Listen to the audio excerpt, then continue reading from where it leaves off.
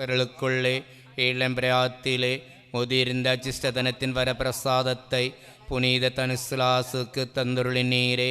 நாங்கள் அவருடைய மாதிரியின்படியே அதிக சுறுசுறுப்பாய் பிரயாசப்பட்டு காலத்தை கடந்து நித்திய பாற்றில் சேர நாங்கள் தீவிரிக்க கிருபை செய்தருளும். இந்த மன்றாட்டுக்களை எல்லாம் எங்கள் ஆண்டவராகிய இயேசு கிறிஸ்துவின் திருமுகத்தை பார்த்து எங்களுக்கு தந்தருளும் சுவாமி. ஆமென். புனித தனிஸ்லாசை நோக்கி வேண்டிக் கொள்ளும் ஜெபம். எங்கள் பாதுகாவலரும் பரிபாலகரும் பரிசுத்தருமான புனித தனிஸ்லாசே, உமக்கு தந்தரப்பட்ட இந்த கற்பனும் விசேஷ வரத்திற்காகவும் எப்போதும் நீர் காத்து அனுசரித்து வந்த இருதய பரிசுதனத்துக்காகவும் சர்வேஸ்வரனுக்கு நன்றி எறிந்த தோத்திரம் செலுத்துகிறோம். நாங்கள் தேவ சமூகத்து உந்தர்களாகவும் தேவ தாயாருக்கு பிரியமுள்ளவர்களாகவும் திருக்குடும்பத்துக்கு ஆத்தும சரிபஸ்தனமே ஏதுவாகையால் அப்புண்ணியத்தை எள்ளலும் பழுதின்றி நாங்கள் எப்போதும் எச்சரிக்கையோடு காப்பாற்றி கொண்டு வர எங்களுக்கு நல்ல ஏவுதல் வர பிரசாதி தந்தருளும் சுவாமி. ஆமென். விண்ணுலகில் இருக்கிற எங்கள் தந்தையே, மது பெயர் தூயதென போற்றப்படுக. முது ஆட்சி வருக. முது திருவிழாம் விண்ணுலகில் நிறைவேறுவது போல மண்ணுலகிலும் நிறைவேறுக. எங்கள் அன்றாட உணவை இன்று எங்களுக்கு தாரும். எங்களுக்கு எதிராக குற்றம் செய்வோரை நாங்கள் மன்னிப்பது போல எங்கள் குற்றங்களை மன்னியும். எங்களை சோதனைக்குட்படுத்தாதையும் தீமையிலிருந்து எங்களை விடுவித்தருளும். ஆமென். அருள் நிறைந்த மரியே வாழ்க. ஆண்டவர் உடனே பெண்களுக்குள் ஆசீர் பெற்றவர் நீரே. உம்முடைய திருவயிற்றின் கனியாயி இயேசுவும் ஆசீர் பெற்றவரே. புனித மரியே, இறைவனின் தாயே, பாவிலாயிருக்கிற எங்களுக்காக இப்போதும் எங்கள் இறப்பின் வேளையிலும் வேண்டிக் கொள்ளும். ஆமென். தந்தைக்கும் மகனுக்கும் தூய ஆவிக்கும் ஆட்சி உண்டாவதாக. தொடக்கத்தில் இருந்தது போல இப்பொழுதும் எப்பொழுது என்றென்று இருப்பதாக. ஆமென்.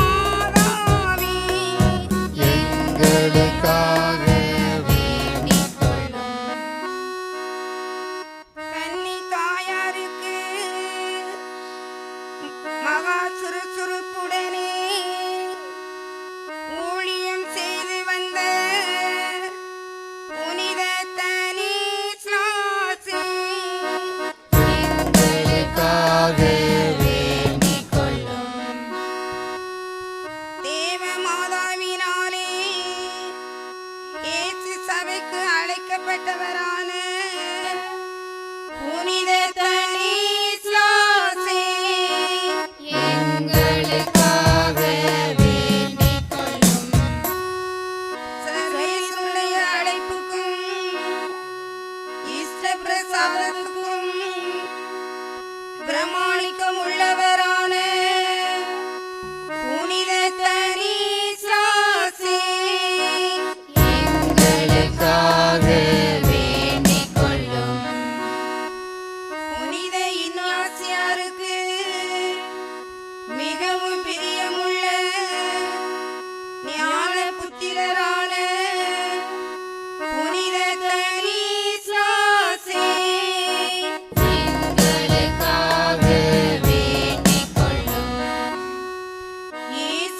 பார்வைக்கு மிகவும் அலங்காரமான புனித தனிசாசி எங்களுக்காக வேண்டிக் உலகத்தையும் ஐஸ்வர்யத்தையும் நிந்தித்தவரான புனித தனிசாசி எங்களுக்காக வேண்டிக் சகல அபேட்சங்களையும் அடக்கினவரான புனித தனிசாசி எங்களுக்காக வேண்டிக் சந்நியாசத்தின் ஒழுங்குகளை நுணுக்கமாய் அனுசரித்து வந்த புனித தனிசாசி எங்களுக்காக வேண்டிக் பீடத்திலே மறைந்திருக்கிற பலியின் பேரிலே மகாபக்துடைத்தான புனித தனிசாசி எங்களுக்காக வேண்டிக் பரலோக வரப்பிரசாதத்தில் பொக்கிஷமான புனித தனிசாசி எங்களுக்காக வேண்டிக் கீழ்ப்படிதலுக்கும் தாழ்ச்சிக்கும் மாதிரியான புனித தனிசாசி எங்களுக்காக வேண்டிக் சுவிசேஷ சத்தியத்தை பின் சென்றவரான புனித தனிசாசி எங்களுக்காக வேண்டிக் சுத்தத்திலும் புத்தியிலும் அடக்க ஒடுக்கத்திலும் கண்ணாடியான புனித தனிசாசி எங்களுக்காக வேண்டிக் நடத்தையிலும் ஒழுக்கத்திலும் சமனசான புனித தனிசாசி எங்களுக்காக வேண்டிக் விசுவாசத்தினாலும் ஆசையினாலும் வேத சாட்சியான புனித தனிசாசி எங்களுக்காக வேண்டிக் பக்தி நிலையிலே துதியரான புனித தனிசாசி எங்களுக்காக வேண்டிக்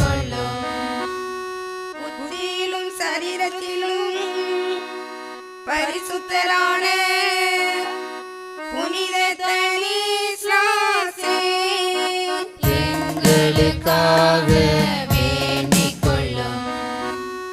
சகல புண்ணியங்களிலும் கொஞ்சத்துக்குள்ளே தேறின புனித தனிசாசி எங்களுக்காக வேண்டிக்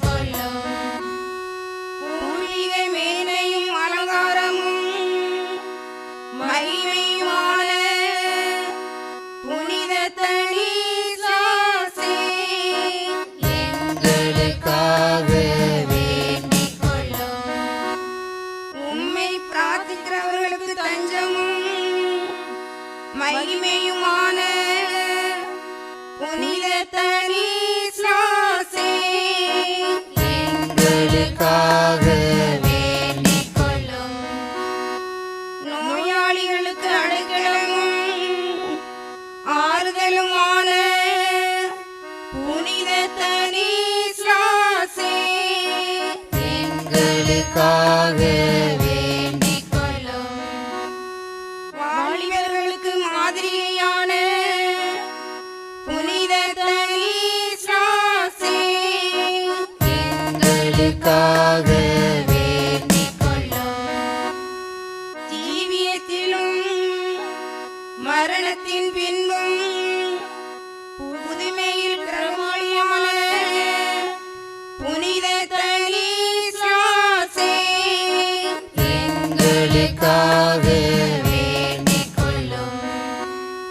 பரம வீட்டில் மட்டில்லா பாக்கியம் பெற்று வாழும் புனித தனிஸ்லாசே எங்களுக்காக வேண்டிக் கொள்ளும். எங்கள் ஊரின் பாதுகாவலரான புனித தனிஸ்லாசே எங்களுக்காக வேண்டிக் கொள்ளும். எங்களுக்கு நல்ல மழையை பொழிய செய்தவரான புனித தனிஸ்லாசே எங்களுக்காக வேண்டிக் கொள்ளும்.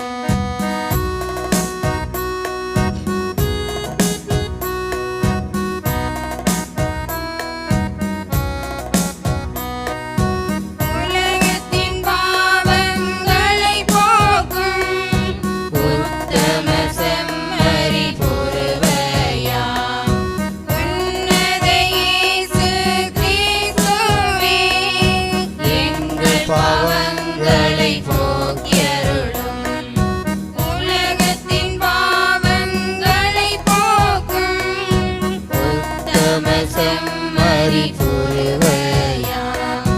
உன்னத இயேசு கிறிஸ்துவே எங்கள் பிரார்த்தனை கேட்டருளும்.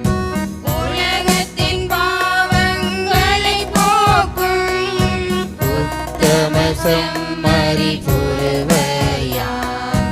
உன்னத இயேசு கிறிஸ்துவே எங்களை தயவணி ரட்சியும்.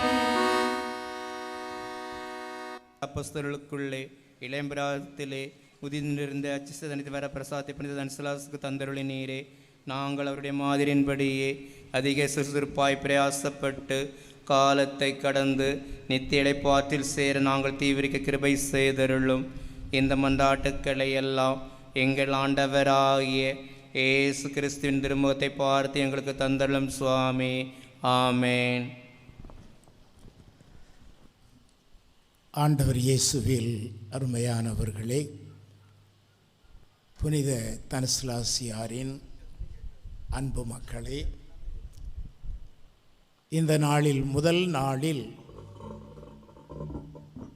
புனிதருடைய பண்புகளை ஒவ்வொன்றாக சிந்திக்கின்ற இந்த வேளையில் நம்முடைய சிந்தனைக்கு கொடுக்கப்பட்டுள்ள செய்தி புனிதரும் இடைவிடா ஜெபமும் என்பது. ஆகவே இன்றைய இந்த கருத்தை சிந்திக்கின்ற இந்த வேளையில் புனித பவுலடியார் எழுதிய திருமடலிலிருந்து 3 வசனம் மட்டும் பவுலடியார் தெசலோனிக்கே எழுதிய முதல் திருமுகம் 5ஆம் அதிகாரம் 16, 17, 18 எப்பொழுதும் மகிழ்ச்சியாய் இருங்கள், இடைவிடாது இறைவனிடம் எல்லா சூழ்நிலையிலும் நன்றி கூறுங்கள். உங்களுக்காக கிறிஸ்து இயேசு வழியாய் கடவுள் வெளிப்பிய திருவுளம் இதுவே. மிகவும் இரத்தின சுருக்கம் பவுலடியார் நாம் ஒவ்வொருவரும் இடைவிடாது வேண்டும் என்ற கருத்தை சொல்லுகின்றார். இடைவிடாது தொடர்ந்து நாம் ஜெபிக்கும் பொழுது நம்முடைய வாழ்க்கை எப்பொழுதும் மகிழ்ச்சியாக இருக்கும். அந்த இடைவிடாத ஜெபம் நன்றி கலந்த இருக்கும் பொழுது கடவுளுடைய அருள் ஆசி தொடர்ந்து வரும் என்பதை வரிகளில் பவுலடியார் மிகச் சுருக்கமாக நமக்கு வெளிப்படுத்துகின்றார். திருத்தூதர் பணியில் கொர்நேலியு என்ற ஒரு மனிதர் இருக்கிறோம். திருத்தூதர் பணி 10ஆம் அதிகாரத்தில் படிக்கிறோம். இந்த திருத்தூதர் பணியில் உள்ள அந்த பகுதி கொர்நேலியு என்பவருடைய மனமாற்றம் பற்றிய நிகழ்வு. அவரை பற்றி சொல்லும் பொழுது இந்த கருத்தை அவரும் அவருடைய குடும்பமும் இடைவிடாது ஜெபிக்கின்ற ஒரு குடும்பம் என்று திருத்தூதரின் ஆசிரியர் குறிப்பிடுகிறார். எனவே கொர்நேலியு இடைவிடாது ஒரு குடும்பத்தை சார்ந்தவர். இவ்வாறு இடைவிடாது ஜெபிக்கின்ற குடும்பத்தை சார்ந்தவராக இருந்ததால் அந்த ஒரு அவரிடம் இருந்ததால் இந்த கொர்நேலியு இறைவனுடைய ஒரு தனிப்பட்ட கொடையை இருக்கிறார். இந்த கொர்நேலியு 101 தலைவன், ஒரு படையின் தலை. ஆனால் அவன் யூத மதத்தை சார்ந்தவன் அல்ல.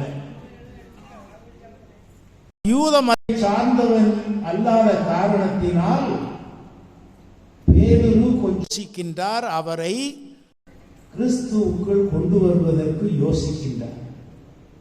அவர் யூதத்தை சார்ந்தவர் அல்லாதவர்.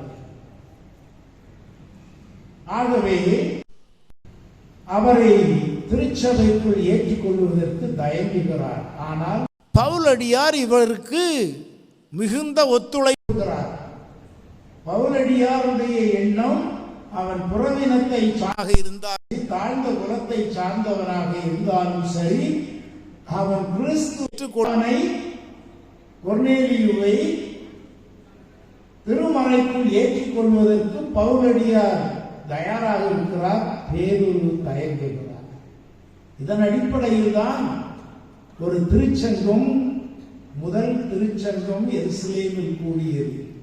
பிற இனத்தவரை, பிற கிறிஸ்தவ யூதர் அல்லாதவர்களை ஏற்றுக்கொள்ளலாமா என்ற ஒரு பெரிய ஒரு போராட்டம் நடைபெறுகின்றது. அத்தனை திருத்தூதர்களும் சேர்ந்து எருசலேமில் முதல் திருச்சங்கம் நடைபெறுகின்றது. அதன் கருப்பொருள் இதுதான்: தாழ்ந்த குலத்தை சார்ந்தவர்களை, யூதர் அல்லாதவர்களை கத்தோலிக்க மதத்தில் சேர்த்துக் கொள்ள முடியுமா என்ற ஒரு கருத்தரங்கு அங்கே நடைபெறுகின்றது. அதிலே பேதுரு தெளிவாக உறுதியாக, பவுலடியார் தெளிவாக உறுதியாக சொல்கின்றார், கிறிஸ்துவை ஏற்றுக்கொள்வதற்கு அவர் மீதுள்ள நம்பிக்கை மட்டும் போதும் என்ற ஒரு தெளிவை கொடுத்து பவுலடியார்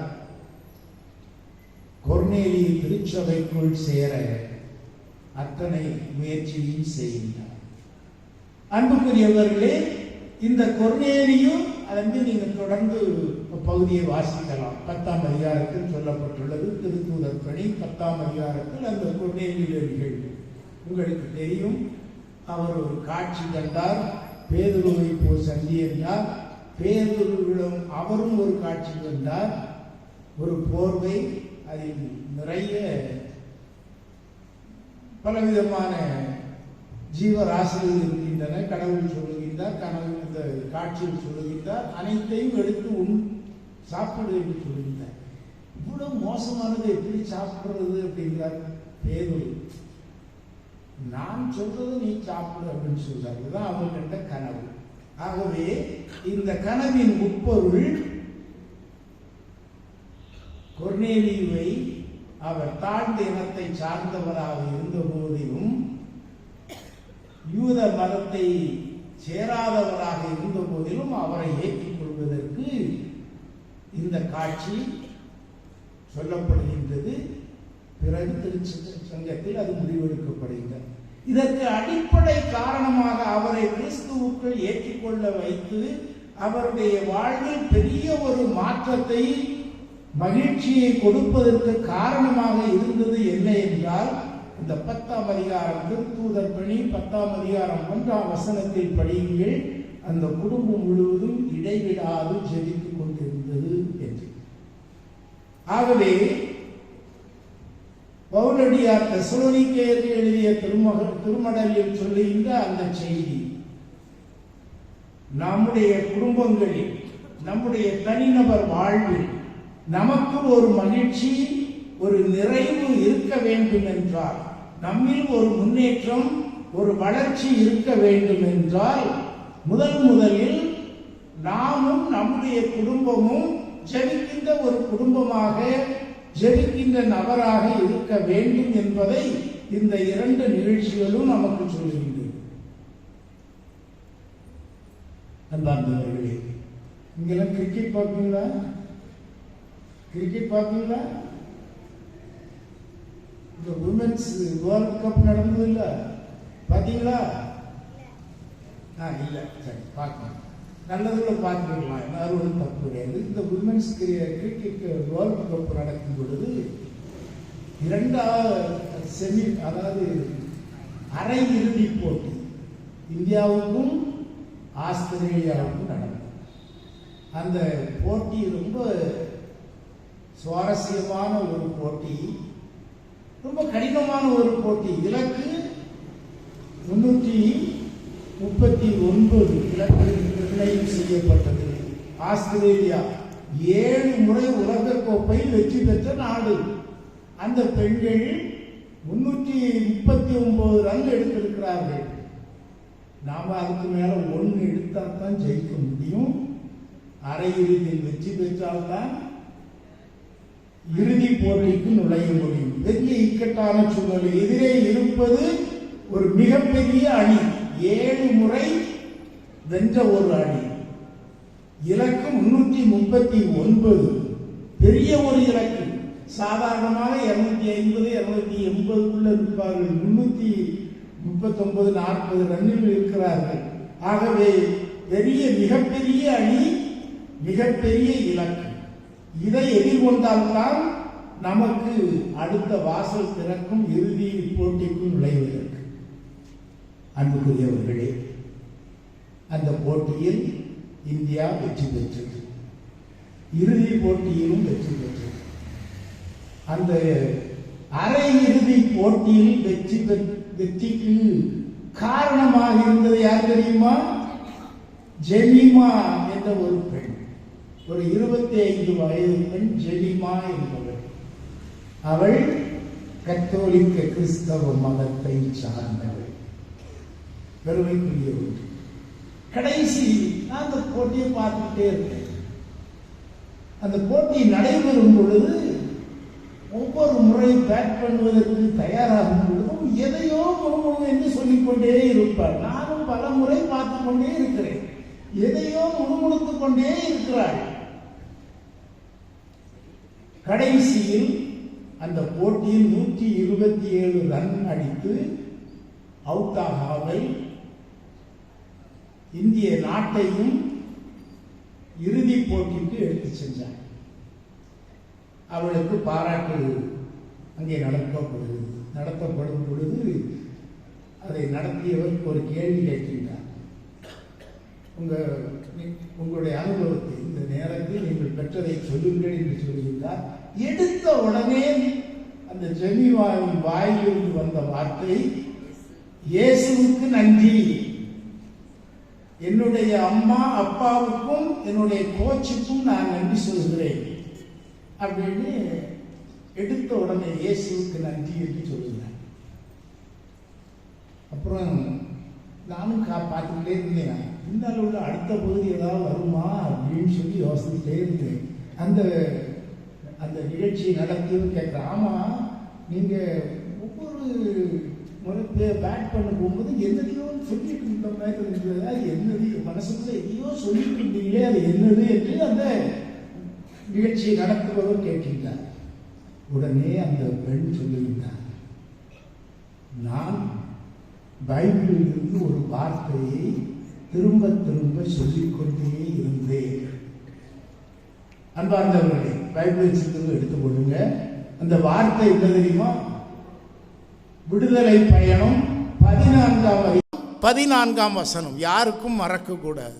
விடுதலை பயணம் 14ஆம் அதிகாரம் 14ஆம் வசனம். ஈஸியா ஞாபகம். அது என்ன வார்த்தை தெரியுமா? நீ அமைதியாக இரு, உனக்காக நான் போராடுவேன். நீ அமைதியாக இரு, உனக்காக நான் போராடுவேன். இந்த வார்த்தையை அந்த பெண் திரும்ப திரும்ப திரும்ப திரும்ப சொல்லிக்கொண்டே இருந்தாள், இடைவிடாது சொல்லிக்கொண்டே இருந்தாள். நான் அந்த வார்த்தையில் ஒரு தெய்வீக ஆற்றலை பெற்று அந்த ஜெமிமா சொல்லுகின்றார். அரங்கமே அதிர்ந்து கொண்டது. இடைவிடாத ஜெபம் எவ்வளவு வலிமையை கொடுக்கின்றது என்பதை அந்த வார்த்தையில் படிக்கலாம். இந்த வார்த்தை விடுதலை பயணம் 4ஆம் அதிகாரம் 14ஆம் வசனம் என்று சொன்னேன். அந்த வார்த்தை பயன்படுத்தப்படுகின்ற சூழலை நீங்கள் தெரிந்திருந்தால் எப்படி நடக்குது அந்த வசனத்தை கடவுள் சொல்லுகிறார்.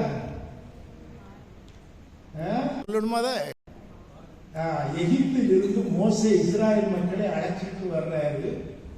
பக்கம் இந்திய படைகள், அவன் தேர் குதிரையோடு வரான், இங்க நடந்து போயிட்டு இருக்காங்க. தேர் குதிரையோடு நெருக்கிட்டு இருக்கிறான். அது பெரிய பாலைவனம். அவன் பின்னால புறப்பட்டு, இவன் முதலே புறப்பட்டு வந்துட்டாங்க. அதற்கு பிறகு பக்கத்துல வந்துட்டான். இனிமே நம்மளை கொன்னுருவான்.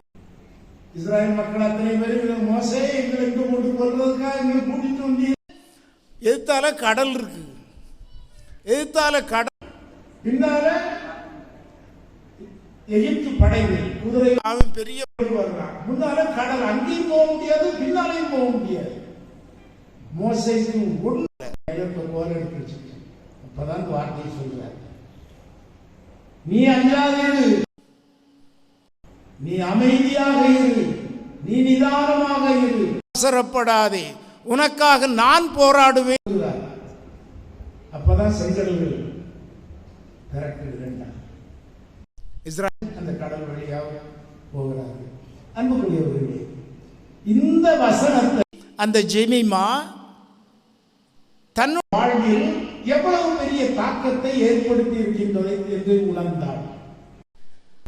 ஒரு ஆஸ்திரேலிய நாட்டு 7 முறை உலக கப்பை வென்ற நாடு. நம்பர்ல 10 வாங்கிய கப்பல் பெற்றிருப்போம். 7 முறை வெற்றி நாடு. இலக்கு 340, மிகப்பெரிய இலக்கு. இன்னிருந்து விரட்டுவது என்றால் ரொம்ப கவனமாக விளையாட, டென்ஷன் அருமையாக விளையாடி ஆண்டவருடைய கொடையால் நாம் வெற்றி பெற்றேன் என்பதை அவர் சொல்லுகின்றார். இது நமக்கு தருது என்றால் நம்முடைய ஜெபம் நமக்கு வெற்றியை தரும். நம் இடைவிடாத ஜெபம் நமக்கு வெற்றியை தருவதை இன்றைய காலகட்டத்தில் நடந்த ஒரு நிகழ்ச்சி உங்கள் முன் பைபிளிலிருந்து 2 நிகழ்ச்சிகள் சொன்னேன். இன்றைய காலகட்டத்தில் நடந்த ஒரு நிகழ்ச்சியை, அத்தனை இளைஞர்களும் செல்போன் பார்க்கிறவங்க, டிவியிலேயே கிடக்கிற ஆட்கள், இந்த மாதிரி நல்ல மனதில் கொள்ள வேண்டும். ஆகவே இடையிடாது நாம் கொண்டிருக்கும் பொழுது வாழ்க்கையில் வெற்றியை பெற முடியும். கடவுள் நமக்காக போராடும், அவர். இப்ப அடுத்த கேள்வி, அப்ப இடைவிடாது எப்ப பார்த்தாலும் கோயிலே உட்கார்ந்துட்டு இருக்கணுமா? சாமி 24 மணி நேரம் கோயிலே உட்கார்ந்து இருந்தா வண்டி ஓடுமா? வாழ்க்கையில் முடியுமா? பணம் பொருள் சம்பாதிக்க முடியுமா? 24 மணி நேரம் இருக்க சொல்ல ஆண்டவர் அதை எதிர்பார்க்கவில்லை. திருச்சபையும் அதை 24 மணி நேரம் எல்லாரும் இடைவிடாமல் கோயில் செய்துட்டு இங்கேயே இருங்க. சில பைத்தியக்காரங்க சொல்லிட்டு இருப்பாங்க, 24 அப்படியே மோட்சத்துக்கு போயிடலான்னு சொல்லி. ஒரு பெந்தகோஸ்து கேள்விப்பட்டிருப்பீங்க. நாங்க எல்லாரும் நம்ம உட்கார்ந்து ஜெபம் செய்வோம், தொடர்ந்து ஜெபம் செய்வோம் சொல்லிட்டு நம்ம எல்லாம் பேரோன்னு கொட்டகையை தீ வச்சு எரிச்சு விட்டுட்டான். இப்படிப்பட்ட மனிதர்கள் இருக்கிறார். கடவுள் அதை விரும்பவில்லை. இடைவிட செய்யுங்கள் என்று சொல்லும் பொழுது கோயிலில் ஒவ்வொரு நாளும் அங்கே உட்கார்ந்து இருக்கணும் அப்படின்றது கடவுளுடைய எதிர்பார்ப்பு அல்ல. ஜெபம் என்பது நம்மை இறைத்துக்குள், இறை பிரசன்னத்துக்குள் நம்மை வைத்து, கடவுள் நம்மை சுற்றி இருக்கணும், அதுல கம்ஃபர்டபுளா உட்கார்ந்து இருக்கணும் என்பது ஜெபம் அல்ல. இறை பிரசன்னுள் நம்மை வைத்துக் கொள்வது அப்படின்னா, நாம் எங்கிருந்தாலும் எல்லா சூழ்நிலையிலும் கடவுளை நம்மை சுற்றி கொள்வது, அதை ஒரு கோயிலாக்கி கொள்வது. கோயிலில் உட்கார்ந்து ஜெபம் செய்வது இல்ல, ஜெபம் நான் அதை இல்லை, அதை எதிர்பார்ப்பதில்லை. இடைவிடாது ஜெபி சொல்லும்போது வாழ்வின் சூழல்களில் நாம் வாழ்கின்ற வீட்டை, நாம் செய்கின்ற தொழிலை ஒரு ஜெபம் இல்லமாக மாற்றிக்கொள்ளலாம்.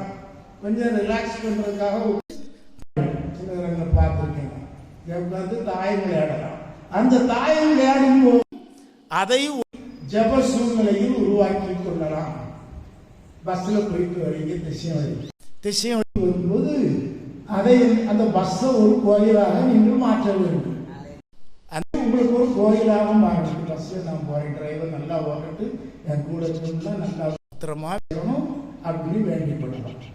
மோட்டார் சைக்கிள் போவீங்க, ஸ்கூட்டர்ல ஸ்கூட்டிலெல்லாம் இப்போ பிள்ளைங்க போறேன், அந்த வண்டியில் போகும்போது அந்த வண்டியை அதை சுற்றி இருக்கிற இடத்த ஒரு கோயில், நாம் வாழ்கின்ற இடத்தை, நாம் செய்கின்ற தொழிலை, நாம் செய்யவில்லை ஜபமாக மாற்றிக்கொள்ள வேண்டும். இன்னைக்கு யாருக்கெல்லாம் 100 ரூபா கிடைச்சது? யாருக்கெல்லாம் 100 ரூபா கிடைச்சது? நீங்க நன்கொடைய 100 ரூபா. அந்த 100 ரூபாயை வாங்கின உடனே பாருங்க, அதை பார்த்த உடனே உங்களால ஜபம் செய்ய முடியுமா? உங்களால முடியுமா? கசங்கி பிசுங்கி இருந்த எத்தனையோ பேருடைய கைப்பற்றணும். ஆண்டவரே இந்த உழைப்பாளிகளை ஆசைப்படு. அல்லது ஒரு மாதிரி வாடகைக்க இது வேற ஏதோ கடைக்கு வந்தோம், டாஸ்மாக் வாடகைக்கே நினைக்கிறேன். அந்த வழி இந்த மாதிரியும் பணத்தையும் பொருளையும் உணர்ந்து கொள்ளுகின்ற மக்களுக்காக வேண்டிக் கொள்வோம். வர்றோம், ஒரு ஆம்புலன்ஸ் போகுது. அந்த ஆம்புலன்ஸ் பார்க்கும்போது நமக்கு ஏதாவது ஜெபிக்க மனம் வருமா? மனம் வர வேண்டும். ஒரு ஆம்புலன்ஸ் போறதை பார்த்தோம்னா சரி, அதில் இந்த நோயாளியோ நல்ல சுகம். இப்படி வாழ்வின் சூழ்நிலையும் ஜபமாக மாற்றக்கூடிய நிலையை நாம் பெற்றுக்கொள்ள வேண்டும். இதுதான் ஜபம், இடைவிடாத ஜபம். கோயில் 24 மணி நேரமும் ஜபமாலை சொல்லிக் கொண்டிருப்பது இடைவிடாத ஜபம் அல்ல. அதற்கு அன்றாடம் நம் வாழ்க்கையில் செய்கிற வேலை. 100 நாள் வேலைக்கு போறோம், பார்த்திருக்கிறேன். 100 நாள் வேலைக்கு போறோம். அந்த வேலையை நேரத்தை ஒரு ஜெப சூழ்நிலையாக மாற்றிக்கொள்ள முடியுமா? ஆண்டவரை நான் உழைச்சி என்னால் முடிந்தது சம்பாதிக்கிறேன், நல்ல உடல்நலத்தை தாருங்கள். இவ்வாறு எல்லா சூழ்நிலையும் எல்லா நேரத்தையும் நாம் ஒரு ஜெப சூழலுக்குள் கொண்டு வர முடியும். இயேசு கோயிலில் போய் உட்கார்ந்துட்டே இருக்கிறேன். அங்க நான் ஒரு நீலிங் ஸ்டாண்ட் போட்டு அவர் முழங்கால் ஏசு என்ன செய்தார்? ஜபக்கூடத்துக்கு ஒரு நேரம் நற்செய்தி சொல்லப்படுறது. பாஸ்கா விழா கொண்டாடி 3 நேரம் போயிருக்கிறார். சொல்லப்பட்டு ஒருவேளை வருஷமும் 3 முறை அவர் போராடுகிறது மட்டும் நற்செய்தியில் தெளிவாக சொல்லப்படுகிறது. அவர் ஜபத்துக்கு போகிறார், தேவாலயத்துக்கு போகிறார். அது மட்டுமல்ல அவருடைய வாழ்வு. லூக்கா நற்செய்தியில் நாம் படிக்கிறோம், தனி மலைக்கு சென்று அவர் ஜெபித்தார் என்று. இரவு முழுவதும் அவர் இறைவனோடு உறவாடினார் என்பதை பார்க்கிறோம். ஒவ்வொரு முக்கியமான நிகழ்ச்சி, மறுமுக நிகழ்ச்சி, 12 சீடர்களை தேர்ந்தெடுக்கின்ற நிகழ்ச்சி, அவருடைய வாழ்க்கையில் மிக முக்கியமான நிகழ்ச்சிகள். 12 சீடர்களை தேர்ந்தெடுக்கும் போது அதற்கு முன்னதாக இரவு முழுவதும் ஜபத்தில் கழிக்கிறார். இப்படி அவருடைய வாழ்க்கையில் முக்கியமான நிகழ்ச்சிகளின் போதெல்லாம் சிறப்பான ஜபத்தை அவர் செய்வதை பார்க்கிறோம். அவர் பாடுபடுவதற்கு முன்னதாக கெத்செமனி தோட்டத்தில் போய் ஜெபிக்கிறார். அந்த ஒலிவ மலை அடியில் ஆண்டவர் இயேசு ஜெபிக்கிறார். ஒவ்வொரு சின்ன சின்ன நிகழ்ச்சிகளிலும் அவர் ஜெபிக்கிறார். 5 அப்பத்தை பருகு மக்களுக்கு உணவு கொடுப்பது, அந்த உணவு வேலையை ஒரு ஜபமாக மாற்றுகிறார். அப்பத்தை எடுத்து கடவுளுக்கு நன்றி செலுத்தி தன்னுடைய சீடர்களை பகிர்ந்து கொடுக்க செய்கிறார். அவருக்கு சாதாரண அன்றாட நிகழ்ச்சி, ஒரு சாப்பாட்டு நேரம் தான், அதையும் ஒரு ஜபமாக மாற்றுகிறார். அந்த காலத்துல வீட்டுல சாப்பிட்றதுனால சொல்லுவோம், இப்போதான் சொல்றதுக்கு நேரம் இருக்கிறது. ஆமா, இப்போ ரொம்ப பிஸி ஆகிட்டோம், சாப்பிட்றதுக்கே வர்றது கிடையாது. ஆக ஒவ்வொரு சாதாரண நிகழ்வுகளையும், நம்முடைய வாழ்வின் அன்றாட நிகழ்வுகளை ஆண்டவரே, முக்கியமான நிகழ்வாக இருந்தாலும் சரி, சாதாரண ஒரு நிகழ்வாக இருந்தாலும் சரி, அத்தனையும் அந்த இறை பிரசன்னத்துக்குள் கொண்டு வந்தார். அவர் கோயிலுக்கு போகிற இறைவனை தன்னோடு வைத்துக் கொண்டார். ஆகவேதான் கடவுளை தன்னோடு அவர் வைத்துக் கொண்ட காரணத்தினால் இயேசுவினுடைய செயல்பாடுகள் எல்லாம் அதிசயங்களையும் அற்புதங்களையும் செய்யவே வைத்தது. பல புதுமைகளை ஆண்டார். ஒவ்வொரு புதுமைகளுக்கு முன்னரும் நாம் பார்த்தால் அங்கே ஆண்டவர் இயேசு ஒரு ஜெப சூழ்நிலையில் இருப்பதை பார்க்கிறோம். ஆண்டவர் இயேசு தன்னுடைய வாழ்நாள் முழுவதும் ஜெபத்தில் கழிந்தார். இறை பிரசன்னத்துக்குள் தன்னை வைத்துக் கொண்டார். ஆகவே ஜெபம் என்பது இல்லை, நாம் வாழும் இடத்தை ஒரு கோயிலாக மாற்றுவது. இறை நம்முடைய குடும்பத்தை, நம்முடைய வாழ்க்கையை அமைத்துக் கொண்டு செய்கின்றலாம். நாம் பிறரோடு தொடர்புடைய ஒரு நிகழ்வாக இருக்கலாம், வாழ்க்கை முக்கியமான நிகழ்ச்சிகளாக இருக்கலாம். அத்தனையும் பிரசன்னத்துக்குள் வைத்துக் கொள்ளும் பொழுது கடவுள் நமக்கு வெற்றியை தரும். கடவுள் ஆட்சியை சொல்றார். கடவுள் நம்மோடு இருக்கிறார். நீ பயப்படாதே, நீ நான் உனக்காக போராடுவேன். ஆகவே நான் உனக்காக போராடுவேன். அந்த ஆண்டவர் இயேசுவை, அந்த இறை மகனை நம்மோடு நாம் வைத்துக் கொள்ளும் கடவுள் நிச்சயமாக நம்முடைய வாழ்வில் வெற்றியையும் வளர்ச்சியையும் தருவார். நம்முடைய புனிதர்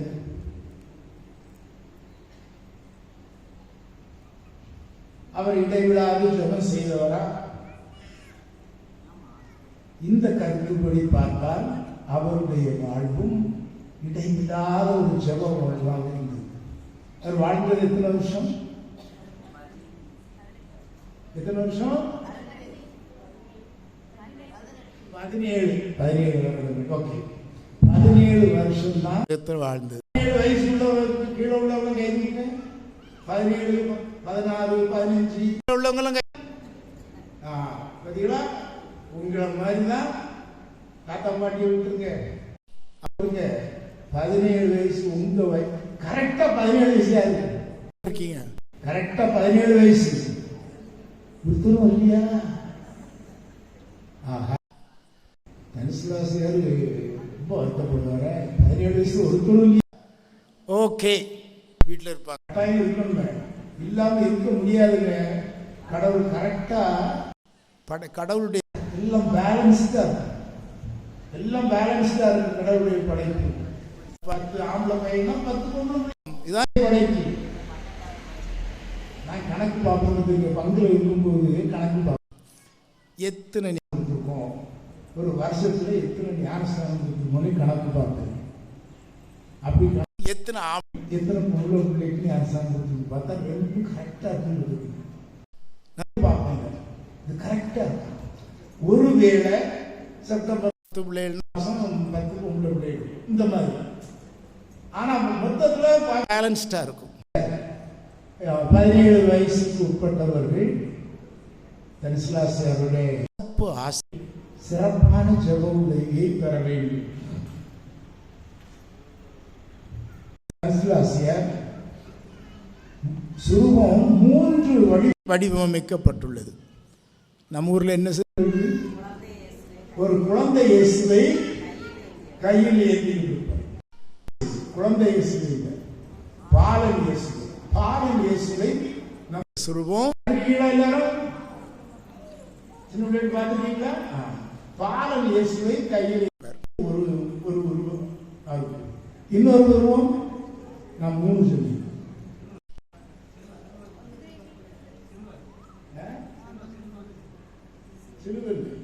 இன்னொரு. இரண்டாவது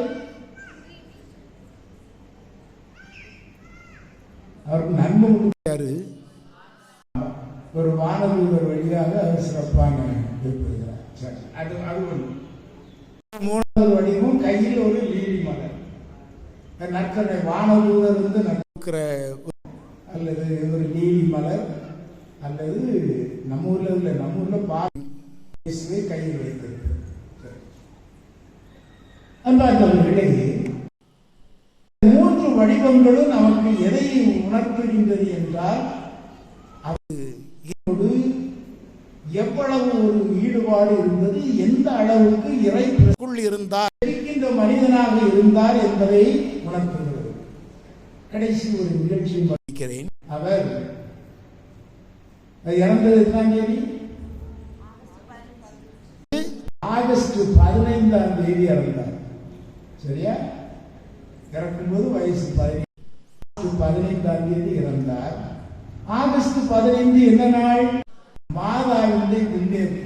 இந்த மனுஷன் எவ்வளவு கடவுளோடு நெருங்குடையவர், பக்தி உடையவர், பற்றுடையவர் என்பதை நிகழ்ச்சி நமக்கு நினைவூட்டுகிறது. இவர் உட்கார்ந்து கடிதம் இருக்கிறார் மாதாவுக்கு.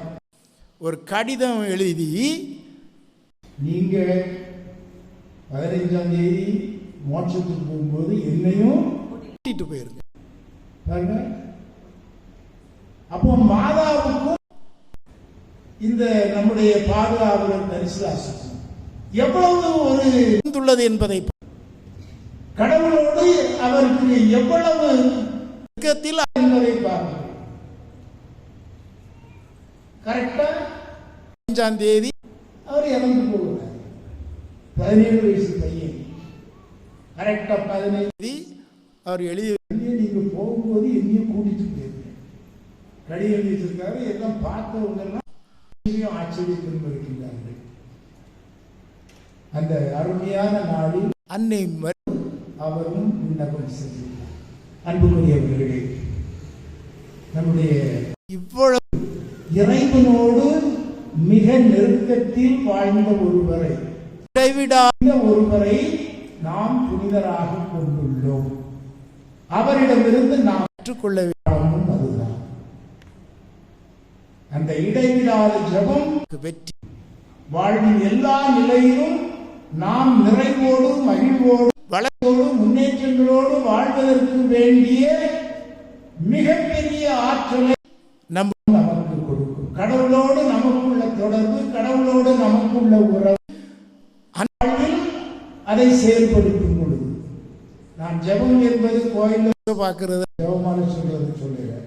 அன்றாட வாழ்வில் ஒரு ஜெப சூழலை நாம் உருவாக்கும் பொழுது நம் இறைவன் நமக்கு சொல்கின்றார், நீ பாரு, நான் உன்னோடு இருக்கிறேன், நான் போராடுவேன், நான் என்னுடைய வாழ்க்கையில் வெற்றியை தருவேன் என்பதை அந்த இஸ்ராயல் மக்களுக்கு வாழ்ந்து காட்டியதை கடவுள் நம் ஒவ்வொருவருக்கும் செய்ய காத்திருக்கின்றார். அவர்களை விடாது நாம் செய்வோம்.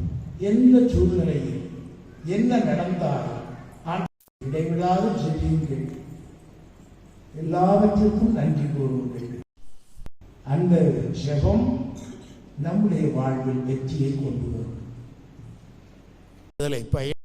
14ஆம் அதிகாரம் 14ஆம் வசனத்தை திரும்ப திரும்ப சொல்லுங்கள். நாம் விடாது ஜெபிக்கும் பொழுது கடவுள் உங்களுக்கு சொல்லுகிறார், நீ உன்னுடைய தொழிலை பற்றி, உன்னுடைய உடல்நலத்தை பற்றி, உன்னுடைய நல்ல எண்ணம், பிள்ளைகள் வாழ்க்கை, இதில் எதை பற்றியும் நீ கவலைப்படாதே, அமைதியாக இரு. நான் உனக்காக காரியங்களை முடிப்பேன், நான் உனக்காக போராடுவேன், உனக்கு வெற்றி தருவேன் என்று அருமையான ஒரு செய்தியை நம் புனிதர் வழியாக நமக்கு தருகின்றார். ஆண்டவருடைய செய்தியை வாழ்வாக்குவோம், வாழ்வில் வெற்றி காண்போம்.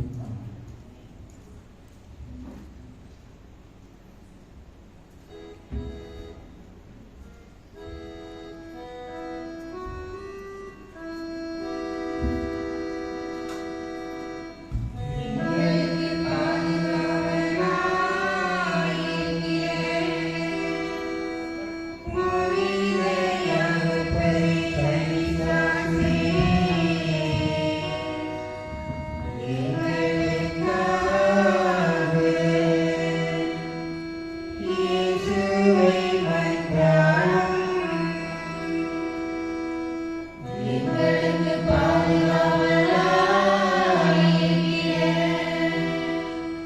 புனித யாவர்பரி தனிஸ்லாசே எங்களுக்காக இயேசுவை மன்றாடும் எங்களுக்கு பாதுகாவலன் துணையுமாயிருக்கிற புனித யாவர்பரி தனிஸ்லாசே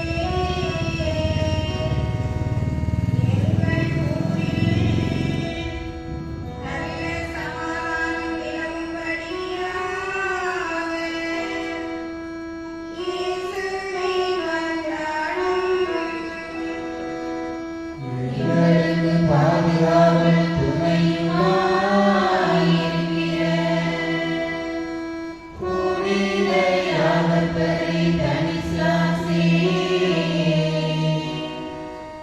எங்கள் ஊரில் நல்ல சமாதானம் நிலவும்படியாக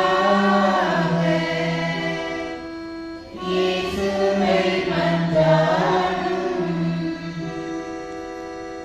எங்களுக்கு பாதுகாவலும் துணையும் அடைக்கலமுமாயிருக்கிற புனித யாவர்பரி தனிஸ்லாசே நல்ல மழை பெய்து நாடு செழிக்கும்படியாக இயேசுவை மன்றாடும் எங்களுக்கு பாதுகாவல் துணையும் அடைக்கலமுமாயிருக்கிற புனித யாவர்பரி தனிஸ்லாசே நல்ல மழை பெய்து நாடு செழிக்கும்படியாக இயேசுவை மன்றாடும்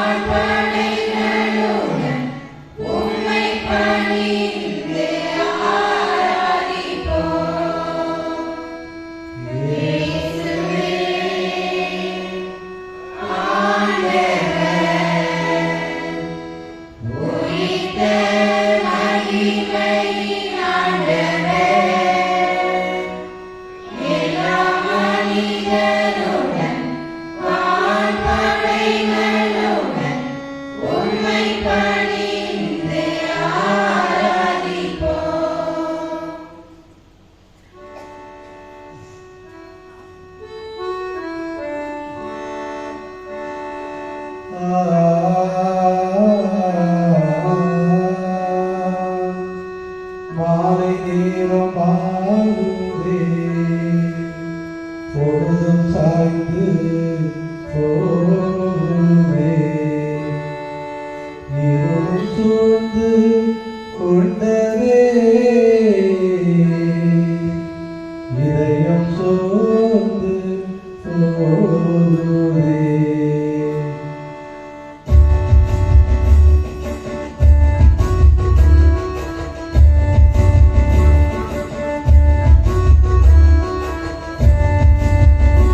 எங்கள்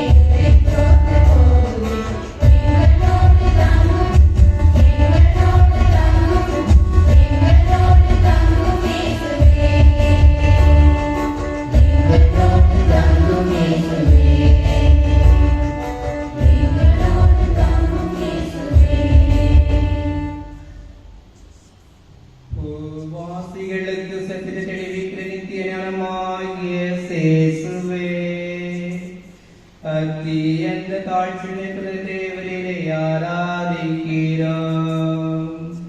அடியோர்கள் தேவனின் துரோகம் செய்ததற்கு காரணமான மனம் பொருந்திய மூடத்தனமுள்ள அறியாமைக்கு பரிகாரமாக தேவரிடத்தில் மிகுந்த ஞான பிரவாசம் பெற்ற ஞானாதிகரனும் சம்மனசுகள் தேவரிலே புகழ்கிற மேலான தியானத்தை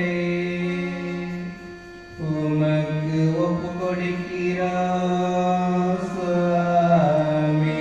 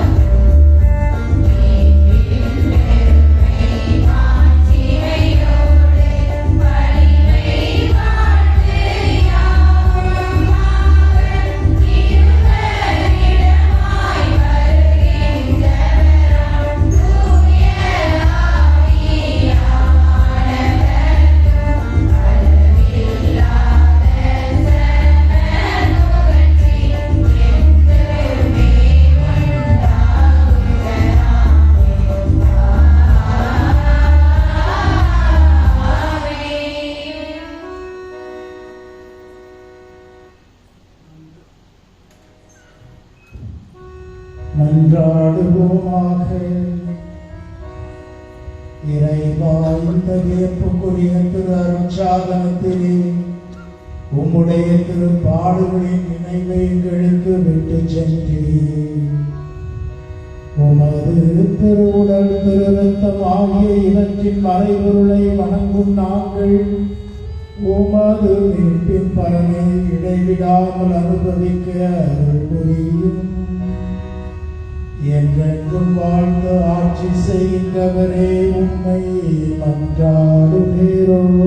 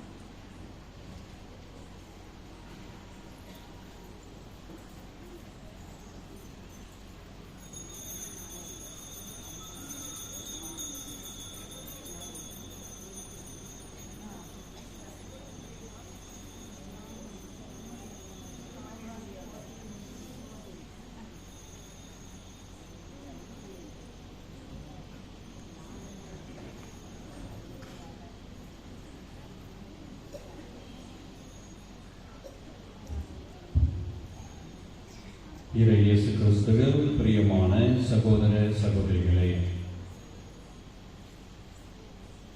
good beginning is a better ending என ஆங்கிலத்தில் சொல்வார்கள்.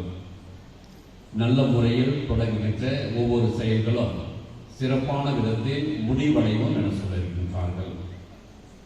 நம்முடைய பாதுகாவலர் புனித தனிஸ்லாஸ் அவர்களுக்கு நாம் ஏற்றிருக்கின்ற இந்த நவநாள் ஜெபங்கள், திருப்பலிகள் இதன் மூலமாக இறைவனுடைய அன்பிலும் அருளிலும் வளர நாம் முயற்சித்திருக்கின்றோம். நல்ல ஒரு திருப்பலி கொடியேற்றம், ஒரு ஆன்மீக சிந்தனையில் வளர இறைவன் நமக்கு நல்ல ஒரு வாய்ப்பினை தந்திருக்கின்றார்கள். இந்த நாளை இனிய நாளாக இறைவன் நமக்கு அமைத்து தந்திருக்கின்றார். நம்முடைய எளிய அழைப்பனை ஏற்று நம்முடைய மண்ணின் மைந்த சொக்கன் குடியிருப்பு பேரருட் திரு ஜோசப் எஸ் லியோன் அவர்கள் வருகை தந்து இடைவிடாமல் எப்படி நாம் ஜெபிக்க வேண்டும் என்கின்ற அந்த தலைப்பில் இன்றைய வாழ்வில் இடைவிடாத ஜெபம் எப்படி நம்முடைய வாழ்வாக்க வேண்டும் என்கின்ற சிந்தனையோடு நல்ல எடுத்துக்காட்டு செயல்களோடு இறை விவிலியத்தை மையமாக வைத்து கால சூழ்நிலைக்கு ஏற்றாற்போல் நமக்கு அவர்கள் தந்திருக்கின்றார்கள். அவருக்கு நன்றி கூறும் விதமாக நம்முடைய கரமொழி எழுப்பி நம்முடைய அன்பு அருள் தந்தைக்கு நன்றிகளை தெரிவித்துக் கொள்வோம்.